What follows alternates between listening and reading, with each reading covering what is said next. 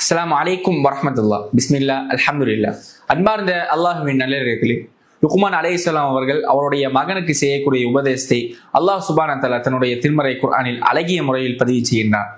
அதுதான் லுக்மான் அலைஹிஸ்ஸலாம் அவர்கள் கூறினார்கள், யா புனைய அகிமிஸ் ஸலாத்த வஅ்முர் பில் மஅரூஃபி வன்ஹா அனில் முன்கரி வஸ்பிர் அலா மா அஸாபக்.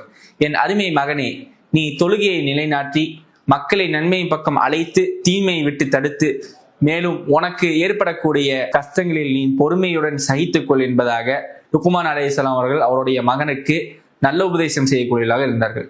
எனவே அன்பானவர்களே, நாம் பல்வேறு இடத்தில் வரலாற்றில் பார்த்தோம் என்று சொன்னால், மக்களை நன்மை பக்கம் அழைத்தோம் என்று சொன்னால், தீமை விட்டு தடுத்தோம் என்று சொன்னால் நமக்கு பல்வேறு தரப்பான எதிர்ப்புகள் வரதான் செய்யும். அதற்கு முன்மாதிரியாக நாம் நபிகள் நாயகம் ஸல்லல்லாஹு அலைஹி வஸல்லம் அவர்களை பார்க்கலாம். அவர்கள் 40 ஆண்டுகள் மக்காவில் கண்ணியமாக வாழ்ந்தார்கள். மேலும் எப்பொழுது அவருக்கு நுபுவத்து கிடைத்து அவர் நன்மையின் பக்கம் மக்களை அழைக்கும் பொழுது, தீமை விட்டு மக்களை தடுக்கும் பொழுது அவருக்கு பல்வேறு தரப்பான எதிர்ப்புகள் வந்தது. மேலும் அவர்கள் மக்கா விட்டு ஹிஜ்ரத் செய்யக்கூடியவர்களாக ஆனார்கள். எனவே அன்பானவர்களே, நாம் மக்களை நன்மையின் பக்கம் அழைக்கக்கூடிய பாக்கியத்தை ரஹ்மான் நம் அனைவருக்கும் தருவானாக.